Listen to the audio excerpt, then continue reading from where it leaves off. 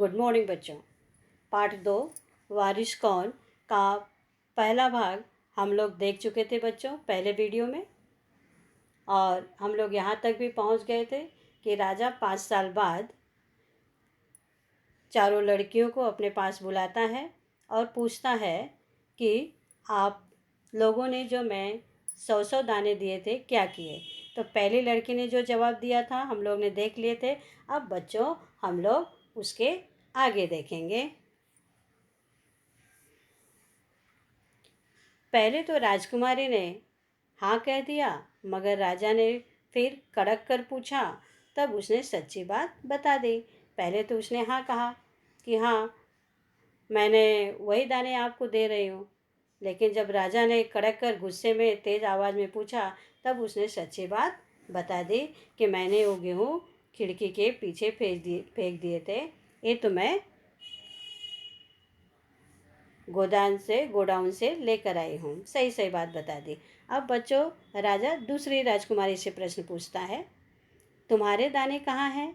दूसरी राजकुमारी अपनी संदूक के अर्थात पेटी में से मखमल की खोल वाली डिब्बी उठा लाई, जिसमें उसने गेहूं के दाने सहेज कर अर्थात बच्चों संभाल कर रखे थे। राजा ने उसे खोल कर देखा तो क्या हुआ?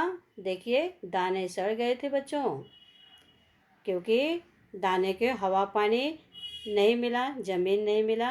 इसके कारण बच्चों दाने गेहूं के दाने इतना संभाल के रखने के बाद भी क्या हुए थे? सड़ गए थे।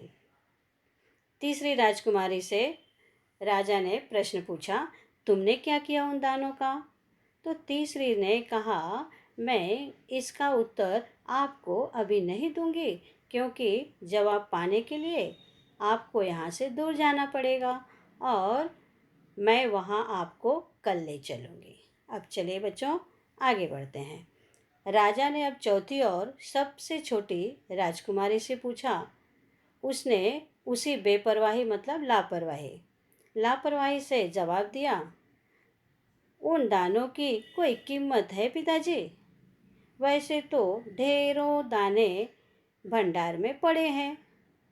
आप तो जानते हैं ना, मुझे गेहूं के भुने दाने बहुत अच्छे लगते हैं, सो मैं उन्हें भुनवा कर खा गई।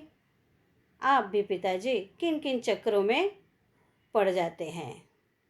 चक्कर में पड़ना अर्थात बच्चों दुविधा में पड़ना। सभी के उत्तर से राजा को बड़ी निराशा हुई।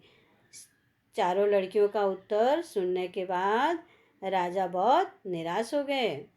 चारों में से अब उसे केवल तीसरी बेटी से ही थोड़ी उम्मीद थी, आशा।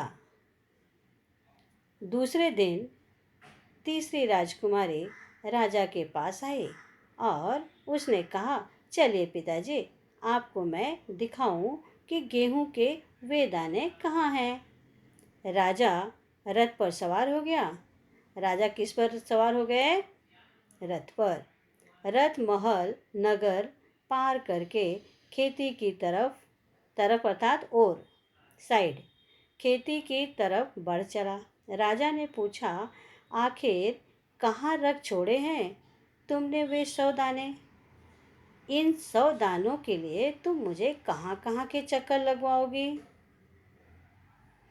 तब तक रथ एक बड़े से हरे भरे खेत के सामने आकर रुक गया। रथ कहाँ आकर रुक गया बच्चों? हरे भरे खेत के सामने। राजा ने देखा सामने बहुत बड़े खेत में गेहूं की फसल थी। खेत में कौन सी फसल थी? गेहूं की फसल।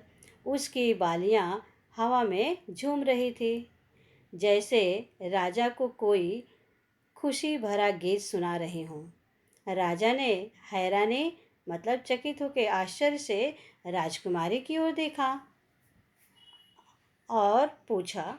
राजकुमारी ने कहा, पिताजी ये हैं वे 100 दाने जो आज लाखों लाखों दानों के रूप में आपके सामने हैं।